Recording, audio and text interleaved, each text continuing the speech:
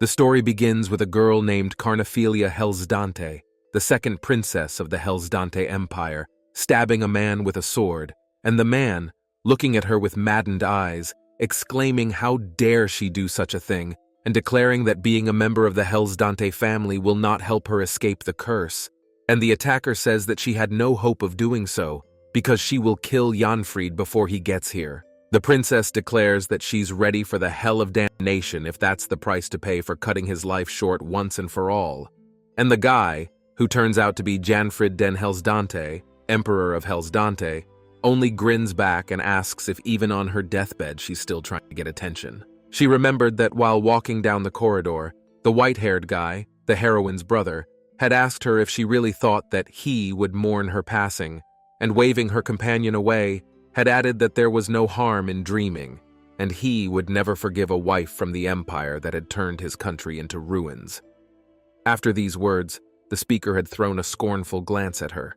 The heroine tensed up, because hearing that made her uncomfortable, but after thinking about it, she ordered herself to focus and not let the creep hurt herself. She drew her sword and turned to her interlocutor, looking at him with glassy eyes, and exhaled, saying that she knew perfectly well that if she killed him, she would die herself, and the curse would deprive her of the chance to be reborn, and no one would even remember her existence. Realizing that she doesn't care and she's not afraid of anything, the protagonist leaned her sword against the victim's throat and exclaimed that she doesn't care about this stupid curse at all, and it's time to strike the decisive blow, because she's had enough of the man's insidious lies. After these words, she swung her weapon and killed the liar. Leaving the room with the dead man, the heroine began to ponder the fact that the Hellsdante Empire would fall today, as this was the price they would pay for shamelessly using the God-given blessing for selfish purposes. We learned that the murdered guy mocked the protagonist until the very end, so they were destined to become enemies. After that, the pondering girl bitterly realized that she has little time left, because she can already feel the pulsation of the curse creeping through her veins, and it won't be long before it reaches her heart. Sighing, the girl sitting on the throne realized that the screams of the rebels were getting closer. But this room was invariably quiet even on the day of the fall of the Empire. Guessing that he would be here any minute, the assassin wondered if anything would have changed if she had killed Janfried earlier and, if she had been stronger and had more power, would have been able to protect him. At last, the man she had been waiting for appeared before the poor girl and asked if it was she, and the heroine, guiltily lowering her head, said that now she was the only one of the Hellsdante family, and it was all over. The man remained silent, and the princess, without raising her eyes to him, hurriedly apologized for the fact that he probably wanted to take his own revenge, but she had taken the opportunity away from him. Hearing the approaching shouts of the rebels, the girl noticed that she had little time left and asked her interlocutor to just listen to her. When she was sure that the man was listening to her, the girl raised her head and, smiling, expressed her hope that he would find his happiness, and guiltily said that she was the cause of all his troubles, so she sincerely wished that he would finally be happy, and that would be more than enough for her. Immediately after that, the speaker's eyes blurred, and starting to faint, she apologized to Hellas once more. She never had the courage to confess her love to him. While still in a weak consciousness, the heroine noticed something strange, as if she was in someone's arms, and felt a familiar warmth and smell, and then her cheek touched something warm, but this feeling disappeared, and finally everything ended. She died in the arms of her lover. Reflecting on how she even got to this point, the protagonist remembers that her only wish was to see the smile of her beloved boyfriend once again, because when he smiles, he begins to resemble a beautiful prince from a fairy tale. She recalls that standing next to the emperor, who, looking at the other guy, asked if he liked her, she was embarrassed, blushed, and smiled slightly. This confirmed the relative's guess. Thinking about how many years have passed since then, the girl realizes that she is lying under a blanket, and her nanny is looking at her worriedly, asking if her highness is awake yet. Seeing her nanny, the heroine remembered that she is the one who, out of her own fear for her own skin, abandoned her without a second thought, and was indignant at what the traitor had forgotten here. Clutching her head and rising from the bed, the princess instantly jumped down from it and ran to the mirror, which surprised the maid. Looking at herself, she guessed that she had become a child, and frightened froze, and the nurse, approaching the frightened girl, smiled sweetly and asked if she had had a nightmare. After looking around the room and noticing the white walls and familiar furniture, the heroine realized that she had returned to her childhood. It shocked her very much. She was covered with cold sweat from horror. We learn that the Hellsdante Empire is ruled by a family blessed by a god, so those who dare to take the life of one of the Hellsdante will be eternally damned. A legend that has been passed down by word of mouth since the founding of the empire. A warning to those in whose heads the idea of rebellion against the imperial family has taken hold. The so-called God's blessing had helped the Hellsdante stay in power for decades. One member of this family was the empire's second princess, Carnophilia Hellsdante. The hallmark of the Hellsdante family is golden curls, but the second princess was born with hair blacker than night, and she is none other than our protagonist. From childhood, relatives noticed the girl's peculiarity, and her father stated that it meant she had taken after her mother after all. And in the Hellsdante Empire, hair the color of a raven's wing is considered a harbinger of bad luck. Because the daughter took after her mother, her father thought of the perfect name for his daughter and decided to name her after the poisonous flower Carnophilia, which means cursed princess, a nickname she received from the palace inhabitants who all tried to avoid her as one. However, among all the people who avoided her, there was only one woman who was not afraid to meet her. Her nanny, who noticed that her highness was here alone and searched for her. The heroine, shocked by the reflection she saw in the mirror, turned fearfully to the nanny, and the latter, grabbing her hand and crying with happiness, rejoiced that her highness finally recognized her. She was already all worried. Remembering the woman's betrayal, the protagonist jerked her hand away and, swallowing, declared that she had a sore throat, while the subordinate, smiling embarrassedly, told herself off for sitting there wailing while the mistress was feeling ill, and ran to fetch water for the sick one.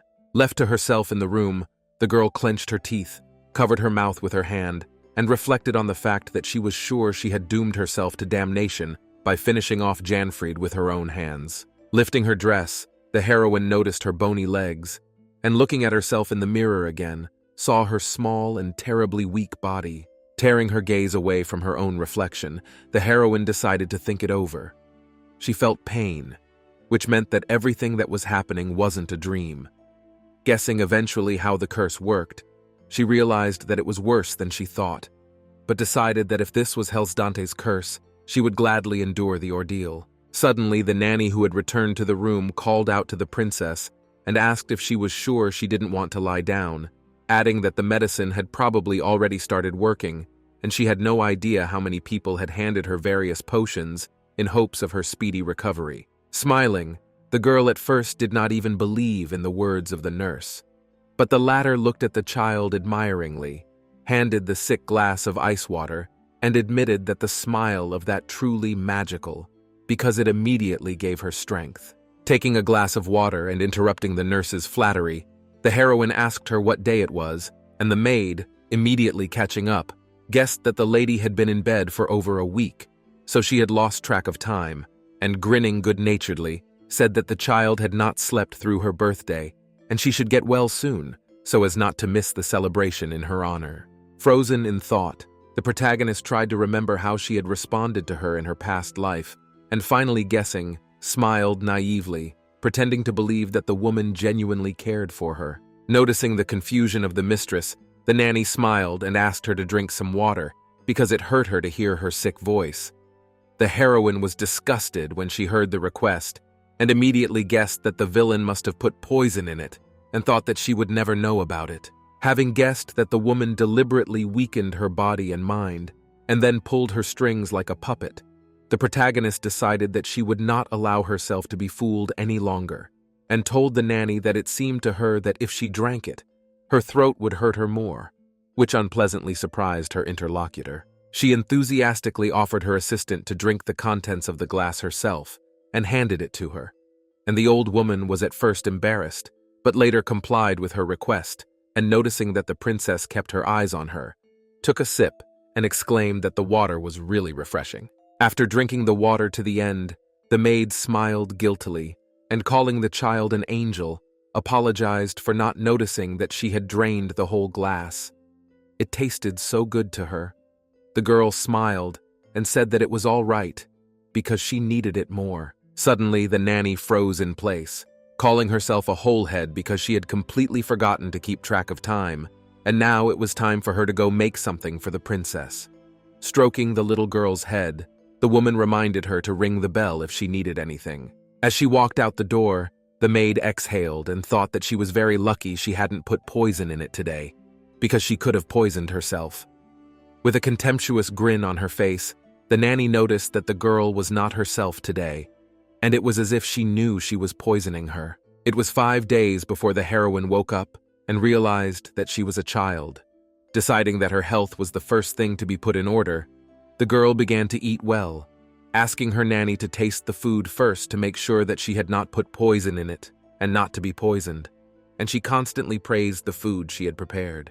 Having tasted the food, which was so admired by the nanny, the girl noticed that this slurry does not even have a taste, but pretended that she liked it, and the woman, noticing this, promised to cook her something even tastier when she fully recovered. The heroine realized that she would start putting poison in the food not soon enough. The nanny poisoned the girl until she collapsed from weakness, and then stopped until she recovered, and then began again to put poison in food and water. A vicious circle, and all for the perverse pleasure of the person who hired her for this purpose. Folding her arms cheerfully, the woman offered to read a book to the girl as she finished her lunch, but she declined after finishing her meal and replied that she would instead like to express her gratitude to the people who the woman said had given her medicine and potions. Noticing the embarrassment of her interlocutor, the girl decided to continue to press her and pretended to guess that those people sent the products for this wonderful dish. The heroine said this because she realized that the maid is now in a panic, because those words were a brazen lie. Embracing her mistress, the nurse exclaimed that Her Highness had not yet had time to recover, and added that she was afraid that if she went out, she would become even more ill, so she was ready to thank the people who had given her the medicines and potions herself. And the girl interrupted the speaker, deciding that she would visit only one person in person today. The princess ran away, and the nanny tried to stop her, but she would not let her get a word in, saying that she would wash herself, and suggesting that the woman must be busy enough as it was. After all, she still had a table to clear. Picking up the tub, the girl climbed into the icy water and felt her body stiffen, but decided to endure it because the cold water was the least of what she would have to endure in this place. Walking down the corridor with the nanny, the heroine listened to the whispering of other people about her. Everyone said that she was cursed and brought only trouble, but she tried not to listen to them. Reaching the office of His Majesty, the attendant offered to go back, but the girl insisted on her own and still decided to enter. In the room, the guests were met by the chief chamberlain of the imperial palace, who warned those who entered that no one was allowed to enter here without an appointment, and the heroine, hearing this, asked the man if he was so heartless. With a disdainful glance at the servant, the protagonist told him that this was her first visit to her own father, so the least the man was obliged to do was to inform His Majesty that his own daughter had come to see him. There was silence, and the chief chamberlain hastened to carry out her instructions. Left alone with the girl, the nurse again suggested that they should go back so as not to anger the emperor. But the girl, breaking out of her arms, asked her not to worry, because she knew that she would keep her from his wrath, and she agreed to this by shamelessly lying. On returning to the guests, the servant reported that His Highness was ready to receive them, and the heroine said goodbye to the attendant and, hearing her offer to go with her, smiled wryly, saying that she did not want the nanny to be scolded for the child's behavior. There they met the Emperor of Hellsdante, Kiraid Alpin Hellsdante, and this time much earlier. The man said hello, noting that he hadn't seen the comer in a while, and she remembered that her father was the man who had doomed her life. After greeting her father and introducing herself as Carnophilia Hellsdante, the heroine bowed respectfully to the head of the empire and stated that she had come to him to bring it to his attention that someone was poisoning her food and water. Then, noticing the man's reaction, she guessed everything and asked if it was being done on His Majesty's orders. Hearing this, the emperor, after thinking for a while, asked what if it was really so, which confirmed the guess of the girl, who did not expect such a direct answer, but thanked her father for the answer and was about to leave, as suddenly he hurried to stop her. Stating that she had not answered his question, he ordered her to sit down, much to the servant's surprise, and the girl immediately realized that she had no right to make a mistake and ordered herself to concentrate, trying to calm her shaking knees. After waiting for the servant to give his daughter the tea, the emperor repeated the question of what if he was the one giving her the poison, and if she would just let herself be poisoned to death. Smiling wryly, the heroine noticed that her father wasn't one to beat around the bush and realized that she needed to get him interested, as he must have been intrigued by the unexpected visit of the daughter he had long ago locked in a cage. Guessing this, the princess decided to surprise her father with how well she was doing. Deciding to let him know that she is alive and ready to fight to the last, the protagonist said that at the feet of her father the whole world, and if he wants her death, she is ready to do everything possible for it. Her words very surprised the servant, who did not understand how a little girl can say such a thing, and without blinking an eye. The emperor looked at his daughter and noted that the poison had weakened her body, and her skin was noticeably paler, and then he tried to figure out where she got the strength to be bold if she looked like she was about to faint, and decided that this girl was something else. The heroine was very much frightened, but kept her composure, determined not to show fear, when suddenly her father turned to her again, repeating the words he had spoken to her, and asked, with a testing look at the child, whether she would do his will if he ordered her to commit suicide right away. There was silence, and His Majesty, who had been keeping his eyes on his interlocutor, suddenly jumped up from his seat and exclaimed as he understood it, when he saw that his daughter had bitten her tongue and a trickle of blood flowed from her mouth. The servant, who was also stunned by what she had done, hurried to wipe the blood from her face, and the head of the empire, in no hurry to calm down, barked, "How dare she play mind games with him?" for which she immediately apologized, making the man realize that she was as cunning as a fox and walked on the edge, but did not cross the line. Looking directly into his daughter's deep violet eyes, the father hastened to clarify that he had not ordered anyone to poison her, and asked her now to tell him if she wanted punishment for the culprit. The heroine had been waiting for this question, so she answered without hesitation that she wanted something much grander than the usual punishment. Her next words the protagonist, who now fell tiredly on the bed, forgot, for after that moment, everything was like a blur, and she only remembered the nanny crackling over her ear without stopping, and her priceless expression when the chamberlain said that he would soon come to see her mistress. The nanny, approaching the princess, tried to tell her something, but she immediately interrupted her, asking her not to wake up until tomorrow morning, which surprised the woman very much, but still made her obey and wish her a pleasant rest. In fact, the moment she spoke to the emperor, wished that instead of the culprit receiving punishment, her father would give her a chance.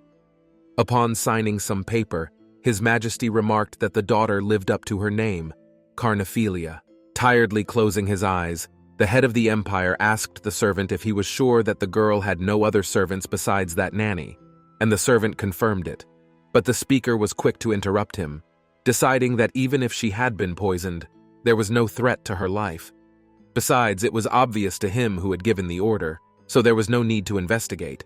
The servant decided not to argue, and the man, reflecting again, confessed that he had thought the girl would ask for her life to be saved, rather than given a chance to enter the struggle for the throne.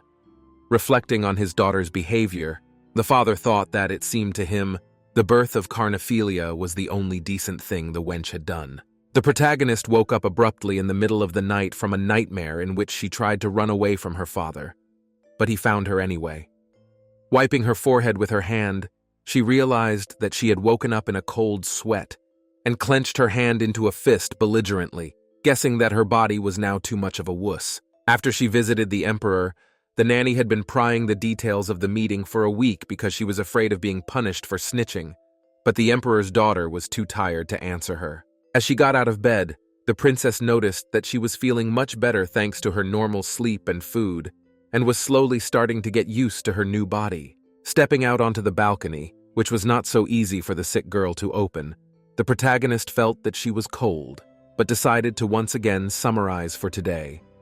She went back in time with memories of the future, but the fact that she was lonely still remained unchanged, at least for now. Now the heroine needs to find those who will be truly faithful to her. Clasping her hand to her chest, the girl pondered and decided that this time she would do everything to ensure that her curse would not harm her lover in any way. The next morning, the anxious nurse burst into the princess's room, then woke her up and declared that the matter was very important. Scarcely waking her eyes and turning toward the speaker, the girl saw the chief chamberlain, who greeted her. Smiling sweetly and allowing the guest to enter, the princess asked what brought him to her, and one of the servants accompanying the man thought it was said that the princess herself wanted to meet the emperor, which meant that she was not as simple as she seemed. Deciding not to delay in greetings, the emperor's servant, who entered, pointed to the two other servants who had come with him and informed them that they would now serve the little mistress. On hearing this, the nurse exclaimed indignantly, and the protagonist said that her present maid was already taking good care of her. Smiling widely and looking at the woman, the princess asked if it was true that her assistant would never leave her, and waiting for a positive, though uncertain answer, said that she could not do without her, because she always decides everything for her. Determined to take revenge on the nanny who constantly poisoned her, the girl was in no hurry to dwell on the woman's praise, and added that such decisions as whom to support and whom to dismiss were always left to her faithful assistant. The servant standing nearby looked at the woman in disbelief, and so, grimacing, said that her highness was confusing something. Turning towards the chief chamberlain, the nanny added that they had seen that the girl had only just woken up, so she was talking nonsense. But she had hardly finished before she saw that those present were staring at her with suspicion. Ignoring the maid's excuses, the chamberlain approached the princess and promised that these men would meet her needs far better than her nanny and would be loyal to her highness as befitted a servant. With a pitying glance at her, he said they would return the health they had almost stolen from her. After examining the second princess, the servant informed her that, in addition, His Majesty had asked him to give her something, and then threw the others out of the room, as it was worth discussing such things in private. The nanny was very eager to hear the content of the conversation, so she froze like a stumbling block, but still left a little later. As she sat down, the heroine assumed that her father had sent a reply to her request, and the chamberlain, confirming it, handed her a package. Reading the contents, the girl closed her eyes blissfully and smiled. Her father had given her a chance, as she had asked, but it had to be earned, and she would probably have to work hard to get the emperor's recognition. Suddenly turning to the protagonist, the servant, deciding to express his point of view on the situation, advised her to lay low, because the story with the poison is child's play, and from now on, everyone in the palace will start watching her every move. Finishing by saying that he wouldn't be surprised at all if there was an attempt on her life soon, the man studied the girl while he waited for her answer, and then warned her to beware of the second prince.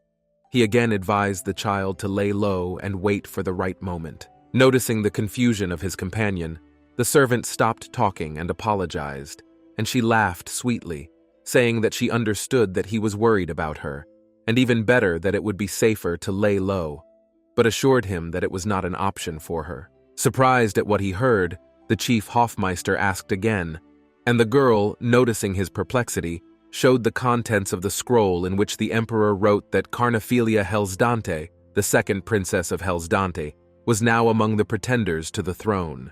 The servant still didn't understand the meaning of her words, so the princess explained that it seemed that her father, Emperor Hellsdante, wanted her to win her place in the sun by fighting those who tried to take it away from her, not to the death, but to life. We learned that the chief chamberlain had served the emperor for years, during which time he had seen with his own eyes the atrocities committed by His Majesty. That's why the man was sure that his advice would help the second princess to stay alive. But the girl, who was only 8 years old, only smiled at his words. The girl smiled, as if her own future had long ago appeared before her eyes, and the chamberlain was very surprised to see this. But the little girl hastened to explain that you never know what fate has in store for you, and therefore you must do all you can before death knocks at the door. He sighed sadly and thought for a moment. He was sure that the option of laying low would keep the princess in Janfrid's good graces for a while, and he couldn't believe that she would give up on a sure way to survive. Without pulling down the smile from the cute child's face, the heroine repeated that, unfortunately, she was not going to lie low. And when she heard from the chief chamberlain that then she would have to face the consequences, she added that it was impossible to lie even lower than she was now. Grabbing the table and casting a quick glance at the man, the heroine declared that, to top it all off, she had already thrown down the dueling gauntlet to her father, voicing her desire to take the throne. Upon hearing this, he froze, noticing that she had said literally the same thing that His Majesty had once said. The chief Hofmeister has served Emperor Kuride for years, which is why he will never forget the moment when he realized that the princess and her father are two peas in a pod, because she may be a half-breed, but she definitely has imperial blood in her veins. Not waiting for an answer from the interlocutor and deciding to change the subject, the protagonist reminded the man that her birthday was coming soon, and, having received the expected question about how she wanted to spend the celebration, replied that she wanted to organize a grand ceremony because this year she had something to celebrate. Having guessed that it was a question of the interlocutor becoming an official member of the imperial family, the chamberlain promised to convey her request to His Majesty, after which he was released. After waiting for the end of the conversation, the frightened nanny burst into the girl's room and anxiously asked what they were talking about with the chief chamberlain, and the latter indignantly thought that the one who had burst in could at least bring a glass of water, smiled, deciding not to give away her irritation, and turned to her. After reminding her nanny that she was the only one she trusted, the heroine said she was fed up with living in the shadows of others, and noticing her companion's anxiety, reassured her by telling her that nothing special had happened, just that her father had included her in the list of heirs and said she could compete for the throne. The shocked woman hurried away, and the girl, whose plan had worked perfectly, smirked slyly, guessing that she would now run with the latest news to her real master. But that was only the beginning. A short while later, the second princess of Hellsdant was greeted by 5 maids and 6 servants, but the girl noted that there was no knight among them, and it was not what she had expected from the chief Hofmeister. She had thought that as a warning he would place a knight with her for better protection. After examining the servants, the heroine realized that they were all well-trained and very polite, but there was not one among them who was entirely devoted to her. So, deciding to make sure, she smiled and asked, since they were now in her palace, if she could count on their unquestioning loyalty. Bowing obediently, one of the servants said for all of them that they pledged to serve her faithfully. But after once again studying everyone present, the protagonist remembered from her past life that 2 of them were sent from the Empress's palace, 3 were sent from behind by the second prince, and 2 more were sent by the third princess, finishing by finding out that 2 more were new and the remaining 2 were sent from His Majesty's palace. The girl, keeping her composure, took a sip of tea and asked again if she could count on the loyalty of her new assistants. When she noticed that the servants were getting nervous, the heroine took her eyes off the tea and gave them a stern look, and said that even though they had all been sent here for a specific purpose, they were now working for her, so the choice was theirs to make. After waiting for the obedient consent of one of those present, the protagonist continued and informed them that they would have to try hard to gain her trust, and if they gave reason to doubt their motives, she would have no choice but to count the rascal among her enemies. Putting a smile back on her face, the girl hoped they understood each other and asked everyone to leave the room except 2. Looking around at the others, she wondered who had sent them, for their faces were definitely not familiar to her.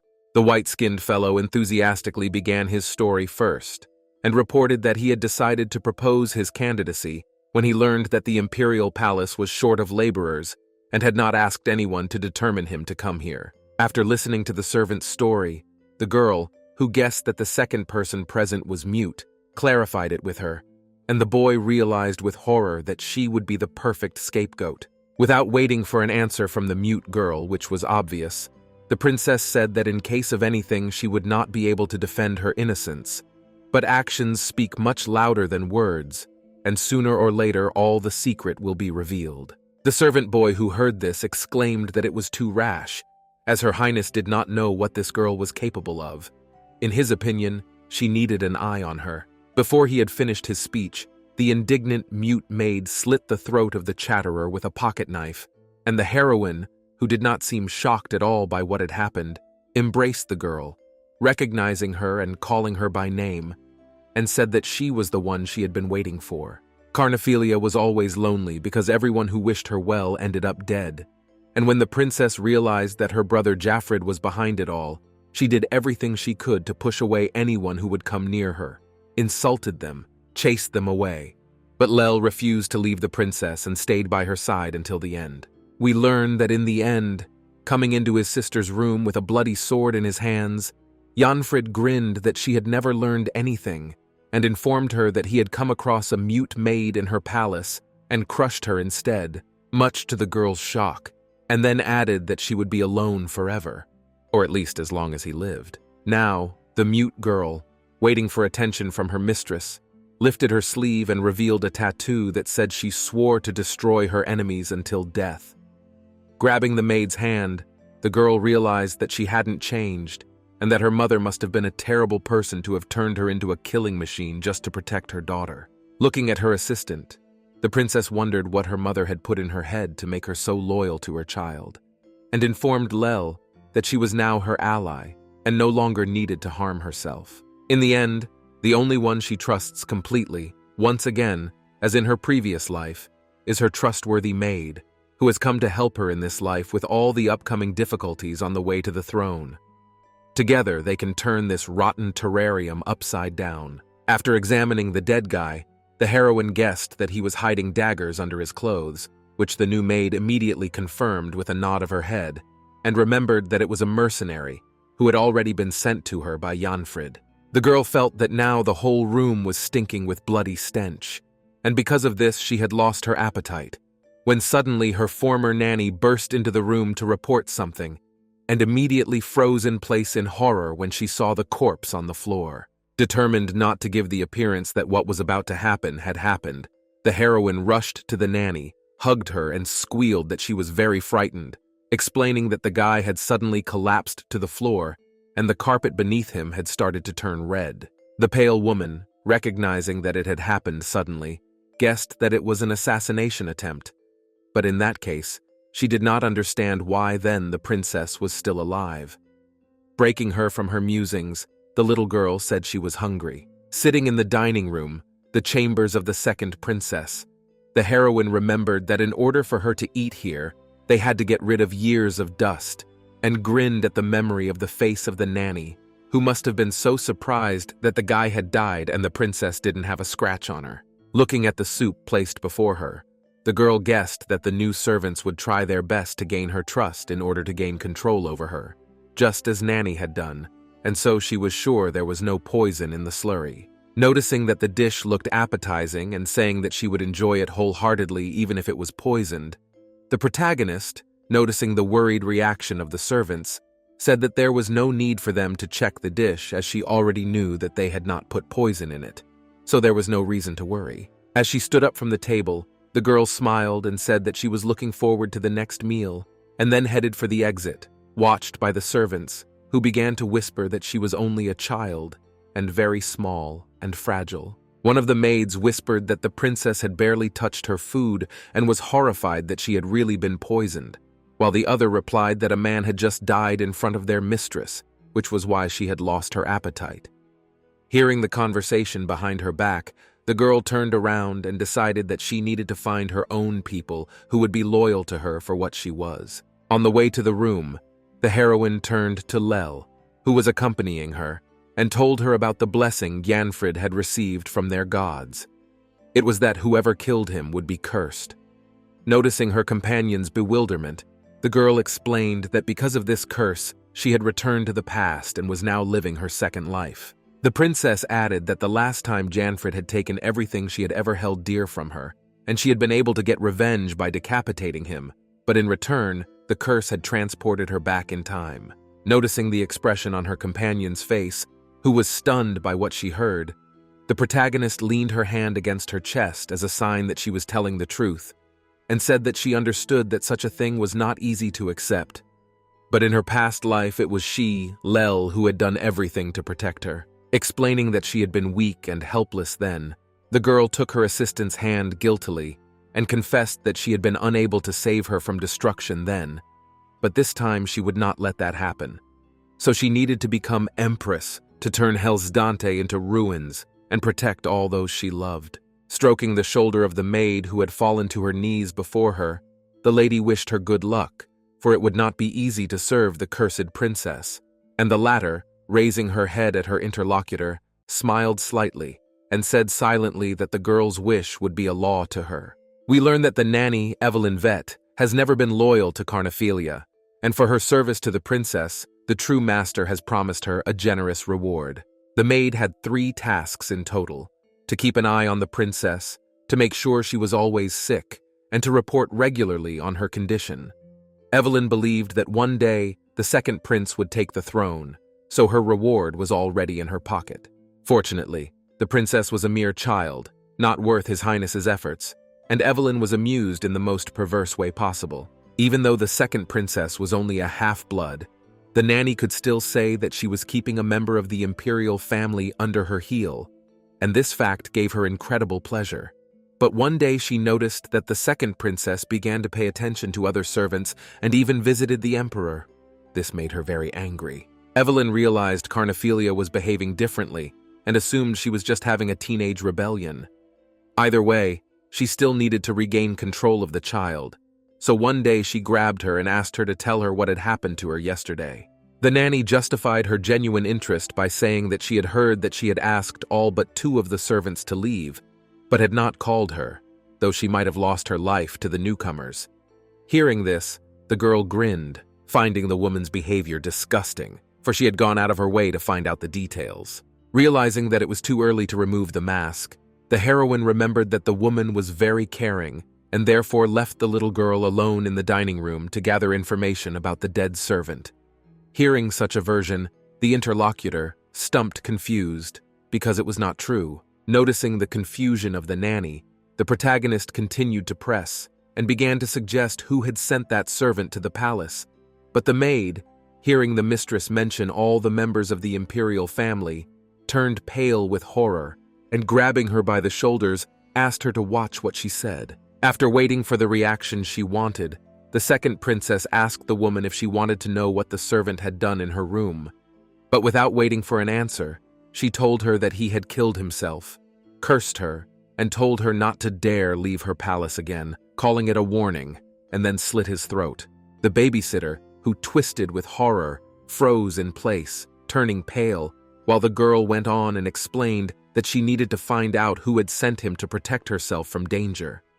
When she said this, she guessed that her interlocutor would probably think that the warning had been sent by her master and was meant for her. Finally, after asking the woman if she knew who had sent the boy who had committed suicide, she received a very curt reply that she knew nothing, and, as it were, that was why the nanny had tried to dissuade her from visiting His Majesty. The frightened nanny then asked the girl to just stay in her chambers, promising that she would do everything in her power to protect her child.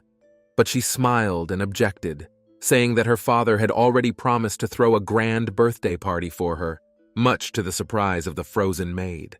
Turning and heading for the exit, the protagonist reported that His Majesty wanted to introduce her to the light, and she would be going against the Emperor's wishes if she stayed in her chambers as her aide advised her to do. Taking another look at the woman, the little girl said that she liked to decide for herself, and though the warning did scare her, it was okay because the woman herself had always told her that she would protect her at all costs, and she believed her. Sitting in the bathroom for a while afterward, the girl asked Lel, standing in the room with her, to keep an eye on her and get what she asked of her if possible. After waiting for a nod of agreement from the maid, she relaxed and laughed once more at the fact that her nanny had just run away, and then decided that it really wasn't time to show her real face just yet. The story makes it clear that after the death of the first prince, no one dared to cross the path of the second prince, and this was the case until Carnophilia received the right of succession, as the appearance of the second princess excited the nobility, and some began to doubt the seemingly obvious outcome. Now Carnophilia's name came up frequently in the conversations of the aristocrats, who believed that a half-breed, made of the wrong dough, could not claim the throne because they had never even seen her. During one of these conversations, a young gentleman grinned carelessly and asked why the others were only talking about who would sit on the throne, and another man, hearing him, turned pale and asked the speaker to be careful with his words, because he might be overheard. Putting his hands behind his head, the fellow, who was not at all afraid of being overheard, said that there was nothing in it for him, as he had no desire to scratch his tongue about some silly gossip. Trying to keep up with the chatterer, his companion shouted to him that his father had told him to be courteous to the representatives of high society, and the latter, sighing tiredly, asked what his father found in them, to which the acquaintance replied that the companion's father had a real gift for recognizing influential people. With a snide grin, the guy turned to his interlocutor and asked if he too supported the second prince, who he said was a copy of his father, adding that the second prince's supporters were just gathered in that room. These words again startled the second guy, who was worried that someone would hear them. When he was tired of chasing after his interlocutor, the guy asked where he was going and reminded him that he had to introduce himself to the second prince today. Turning around, the young gentleman smiled radiantly and started climbing over the railing, ignoring any questions from the attendant. Once outside, the lad, whose face was still smiling, spoke again, and this time said that he would go and see Duke Svenbach. Having thus bidden his acquaintance farewell, he asked him to think of some excuse for his father, and jumping to the ground, went away. Left to himself, the escapee began to blame himself for the fact that he should have guessed that the young gentleman would run away sooner, for he had agreed too readily to go to dinner, and thought with horror how he would now justify himself to the Marquis. The escaped Nascon d'Argent, successor to the Marquis d'Argent, was walking down the street, thinking of Janfrid Hellasdant, the second prince of Hellasdant, who, in his opinion, was a cold-blooded scoundrel who would make the empire hell on earth if he inherited the throne. Having decided that Janfrid was the worst candidate for the throne, the Marquis's successor realized that it was high time for the second princess to make her grand debut, as the mere mention of her cast a shadow over Janfrid's previously brightly lit path to the throne. Guessing that the only catch was that no one knew anything about the second princess of Carnophilia, and maybe she would turn out to be as cruel as her brother, Nascon realized that this then fundamentally changed the whole situation. He remembered that his father did not like his friendship with Duke Svenbach, but now he was curious to know what his lordship would say about it, given that he had the gift of seeing through people. With a hopeful look at the sky, the Marquis's successor, who knew nothing at all about the princess with black curls, expressed the hope that she would be a ray of light in the darkness of the imperial family, and promised that if that was the case, he would gladly play the role of her trusted ally. The heroine wakes up again in the middle of the night, but this time from something more dangerous than a nightmare. A man dressed in black has pounced on her, pinning her to the bed. The man who had attacked the girl looked at her in surprise when he saw the smile on her face and couldn't believe his eyes. But after a second, he heard her order her maid named Lel to snap the scoundrel's neck, which she promptly did. As she approached the man who had fallen on his side, the heroine wondered what she should do with him, and remembered that in her previous life, this had never happened to her, and now, as soon as they knew she had received the right to inheritance, they immediately sent a mercenary to her soul, which was all too predictable. With a cheerful smile, the girl offered to throw the stranger's body into the fountain, so that everyone would know that she had a nocturnal visitor. Not daring to disobey, Lel took the ball and core from the man's hand, picked up the corpse, and carried it to the exit. Examining the core ball that had been given to the mercenary who had come to kill the 8-year-old, the protagonist was amazed to realize that the local nobles seemed to be far more nervous than she had thought. But squeezing the ball angrily, she decided that was even better. The next day, the heroine was awakened by the knights who entered and began, by order of one of them, to search every corner of the lady's room. One of the girl's maids rushed to the men, calling their arrival an unheard-of impertinence, and resenting how dare they break into the princess's chamber without warning.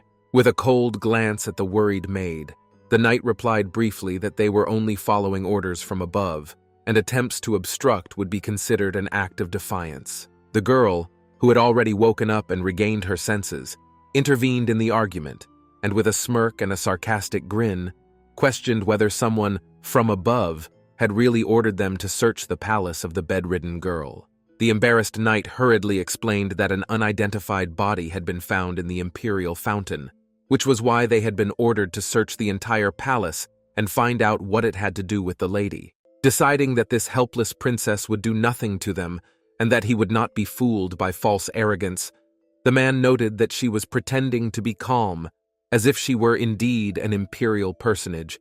But his thoughts were soon interrupted by the self-assured princess's question about what the knights were doing while the body was being dumped into the fountain. Noticing that the question had stumped the intruder, the heroine continued and said that there was no one but servants in her chambers, so a search would only make whoever gave you the order look ridiculous. And the indignant man stated that, whatever the case, they had been ordered to search the entire palace and apologized for any inconvenience it might cause. Now he guessed she was smarter than he thought. The girl, grinning, said that she hoped that she would at least leave her for a little while to change her clothes, because she did not want to leave the bedroom in a nightgown, and thanked the guest in advance, calling him by his name, which surprised him, who immediately thought that he had overheard, because a princess should not know the name of a simple knight. While the maid was tying the protagonist's dress, the maid ordered her assistant not to say a word until she allowed it, unless she wanted to die. Realizing she had made a mistake, the girl apologized and promised to be more careful from now on. Throwing a brief glance at the maid, the girl asked not to worry about her, and certainly not to try to protect her, because it wasn't worth her life, and she should just follow her master's orders for her own good. The girl, who fell to her knees before her mistress, tried to justify that this was not what she wanted, but the mistress again asked her to leave her out of it and just spy on her further to survive on her own. With her head down guiltily, the maid asked worriedly what would happen to her mistress, for these knights would surely not be ashamed to harm her. But the girl, gazing into the distance, said that the interlocutor should not worry about it, because nothing would happen to her, the princess, because she was an imperial person, like the real master of the maid. Leaving the girl sitting in the room, the heroine ran outside, where, finally, she was able to breathe a full breath. She could not remember the last time she went for a walk, guessing that the servants were probably busy setting the table in the garden, and the nanny was probably looking for her by now. The girl only now realized that it was a good thing she had been transported to childhood, because a child of that size was not easy to spot. And even better, she was not taken seriously, being considered too young. Turning to Lel, who was worried about Carnaphilia's safety, she cheerfully announced that they were actually out for a walk for a reason. After making sure that the maid had not heard of the ghost of the imperial villa, the princess told her that this poor woman's existence could not be called life, as she was still searching in vain for the daughter and son she had lost during the struggle for the throne. It was about the former empress who was rumored to have gone mad. Finished by saying that she was still orphaned in the villa, waiting for the return of her deceased children. And that's why no one goes in there. The protagonist bade Lel goodbye, saying she would go from here on her own, and allowing the attendant to return to her chambers. The girl, walking through the meadow, noticed that wherever one looked, there were yellow flowers everywhere. The woman's villa was covered with flowers, so that the fragrance they gave off was so strong that it almost knocked the heroine off her feet.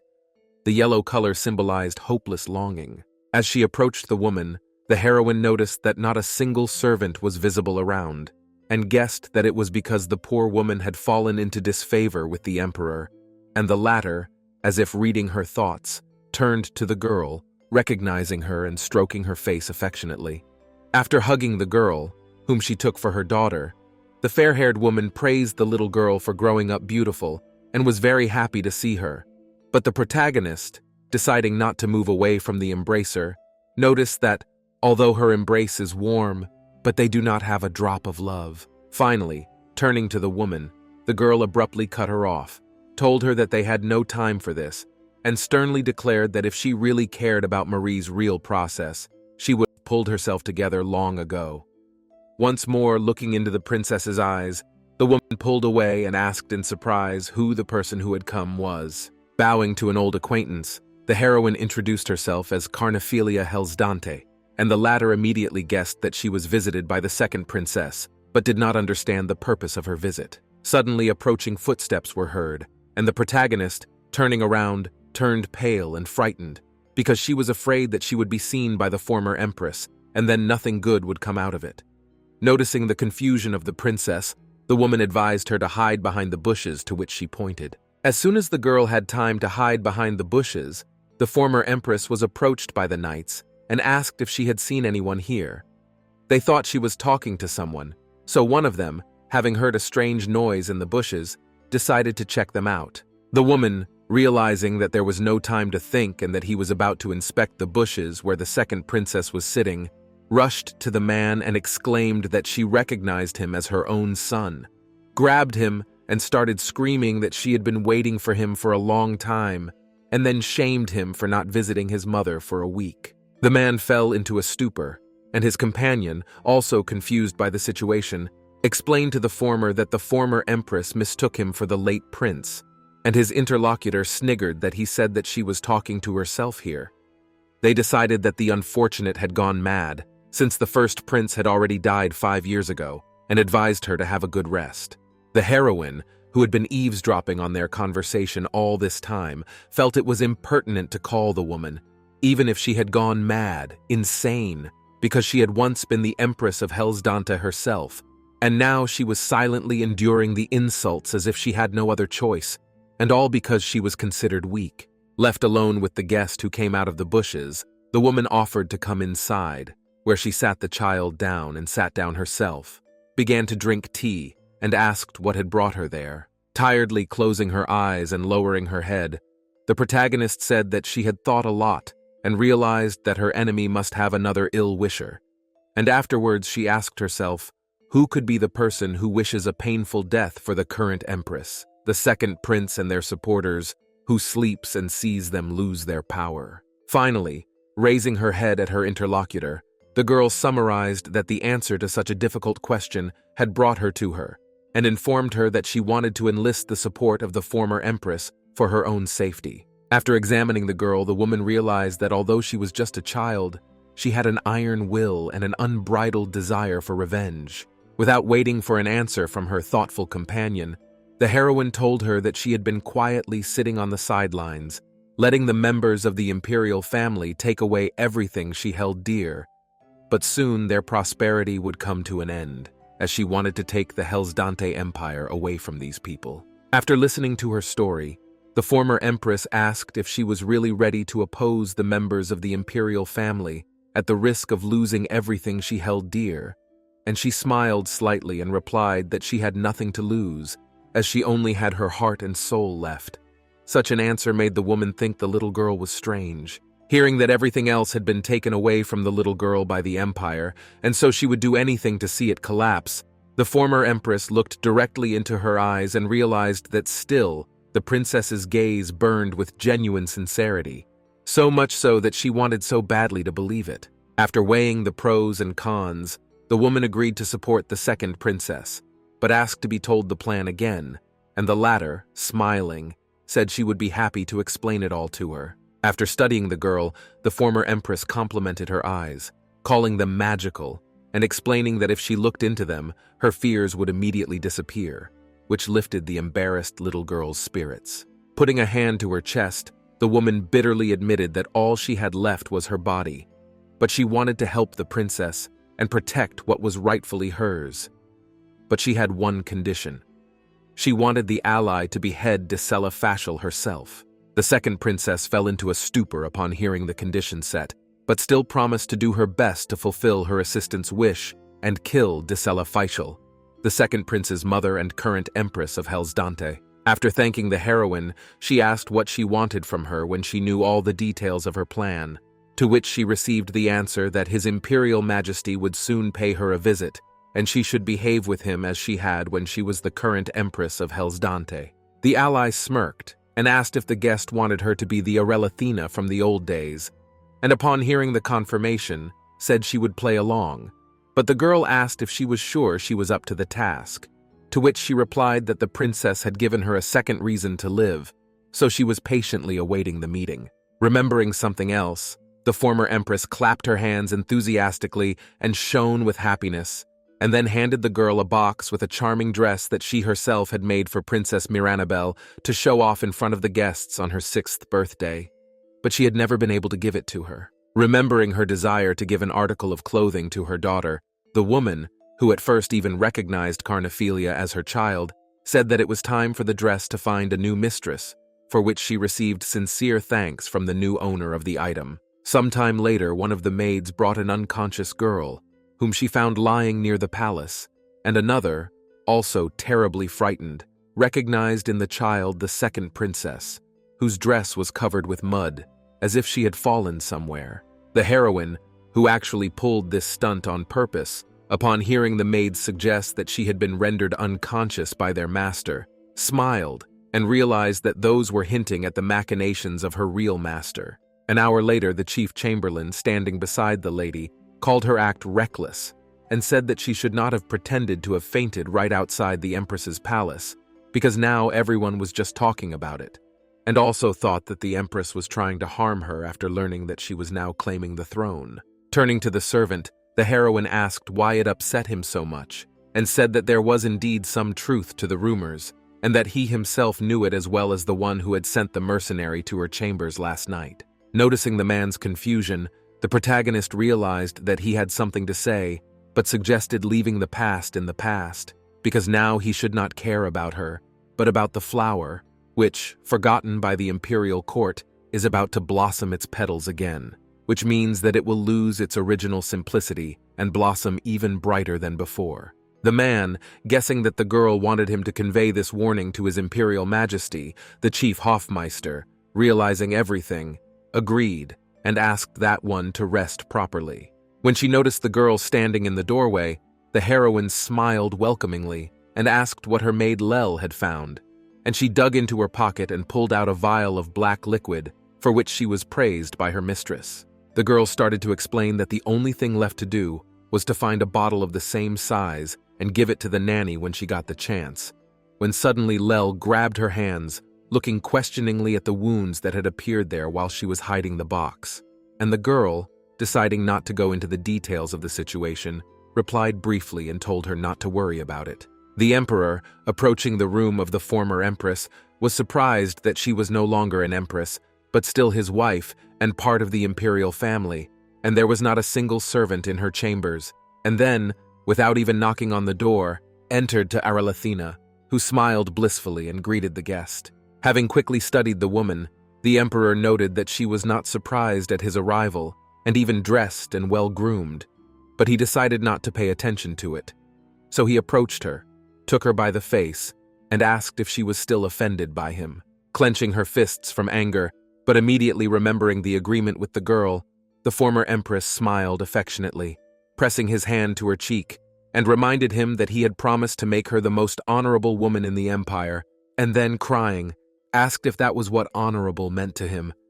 Throwing herself at her husband, the woman exclaimed, did he really want her to wait all her life for his appearance? And the emperor, surprised by such a sharp reaction of his wife, noted that loneliness clearly benefited her, because now, despite rumors that she had become reckless, she was even better than before. The woman clutched hysterically at the guest, said that he was all she had left, and began to beg him not to disappear, because she wanted him to be near her, and then added, glancing at him, that she had only one wish, and that was that he should visit her from time to time, as he did today. With a guilty look at the poor woman, the emperor laughed kindly, and said that she was now like the Aralathina he knew and loved. Kissing his wife passionately, he threw her on the bed, calling her a beautiful flower, whose purpose was to flaunt in a crystal vase, to be enjoyed by him alone. Sometime later, the chief chamberlain asked His Majesty to forgive his slowness, and the latter, adjusting his gloves, told his assistant not to apologize, for he had purposely come late so that he could rest properly. Without turning to look at the servant, the man asked him to decapitate the local guard and send his head to the empress's castle, and also to order more maids of honor to be assigned to Aralathina. Such an unusual request shocked the man. After finishing explaining his desires, the emperor added that it occurred to him that the little brat had something to do with his wife's mood swings. Remembering that the second princess had said she wanted a chance, the man immediately came up with a plan. Turning again to the chief chamberlain, His Majesty announced that they would hold a banquet for the second princess's birthday in the West Hall, and asked the servant, who tried to object that the third princess had her own event there, to send out invitations to all members of high society, as the feast should be a grand affair. At the same time, in Carnophilia Hellsdante's chambers, the new servants were lamenting that they had failed to protect their mistress, but she realized that there was not a shred of sincerity in their tears, but decided not to cut them off, replying that she knew they meant her no harm. She knew they would not last long in the imperial palace. The girl looked around at the servants, who had their heads bowed guiltily, and said that she had heard that what had happened had affected their reputation, and smiling sweetly, offered to try to restore it, as it was their only way to survive, and then let them go. Once outside the room, one of the maids heard the others discussing Her Highness, who was very difficult to get close to, and Lel, who had managed to gain her favor thanks to the fact that she didn't have an ounce of influence. The girl guessed that the second princess wasn't in the best of spirits today, which startled her. As she thought about her mistress's behavior, the maid remembered that she had not yelled at anyone or beaten anyone, despite her bad mood, and called her pretty, assuming she was the same age as her younger brother Jamie. As she approached Her Highness, who, as if reading her thoughts, immediately beckoned her over, she realized that now that she saw the princess as her little brother, she wasn't so scared anymore. The heroine wanted to read fairy tales, but unfortunately, she had already read all the books in the palace, so she told her assistant that every time her nanny goes for a walk, she looks in a bookstore, and asked the girl to go there instead of her, to which she enthusiastically agreed. As she walked down the corridor, the maid reflected on the fact that her mistress was far more innocent than she appeared. She never thought that one day the princess would ask her to buy her a collection of fairy tales, when suddenly she ran into the nanny, who was in a great hurry to see Her Highness. Bursting into the main character's chambers, the nanny exclaimed that she had told her that this room was the safest place and asked her not to leave it, as the little girl couldn't even imagine what could happen to her. Grabbing the child by the shoulders, the woman yelled that the child had been fooled into going outside and had hurt herself, and that now she, the nanny, would be the one to blame for not watching the wretch. In no hurry to calm down, the angry maid screamed how many more times she needed to be told that the world was a dangerous place where the princess was hated by everyone and everything, and was just waiting to hurt her. Looking at the mistress with a tinge of smugness on her face, the nanny declared that she was the only one the little girl could trust, as there was no one in the palace who cared for her as she did. Besides, the child disobeyed her and caught a cold. The heroine, who was tired of listening to reproaches, asked if the woman would stop poisoning her if she obeyed. This question at once knocked down the speaker's hubris, and the girl continued, apologizing, and saying that from now on she would follow every word of the main one. She would never leave the chambers again, never once complain of hunger or ask for a new servant. After bowing to the nanny and blissfully joining hands, the protagonist promised not to cross her again. So she asked her to stop putting poison in her food and water, because with each new portion of poison, her body hurts more and more, and she coughs up blood. Determined to pity and drive the woman mad, the princess said that the poison made her sleepy, but she was afraid that if she fell asleep, she would never open her eyes again, and that she was in great pain. Realizing that someone might hear them, and not wishing to listen to any more accusations, the nurse cried out for the speaker to stop.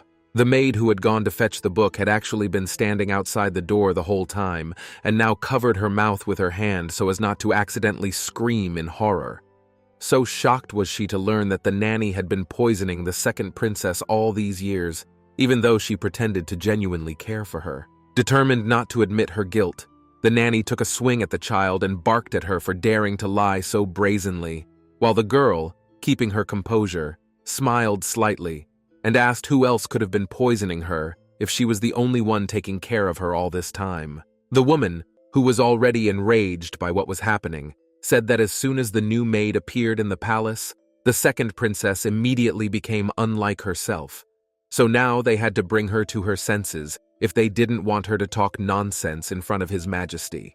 Hearing that the nanny had promised to do everything she could to make the girl stop lying, as she had to watch over her charges, the maid, who continued to eavesdrop on their argument, shook with horror and did not understand where this woman got so much cruelty from. The girl froze from fright and decided that she should call someone for help, but she didn't know who exactly. She couldn't call the guards, because judging by their behavior at the time, they wouldn't interfere. And the nanny didn't seem to be the first to beat the princess, but the guards didn't care. Remembering Her Highness Princess Renibella, the maid realized that her real mistress and the nanny of the second princess were alike, and at that very moment she was able to control herself and pretend indifference to everything that was happening, realizing that a mere maid like her would not help her in any way, so she had to turn a blind eye to it.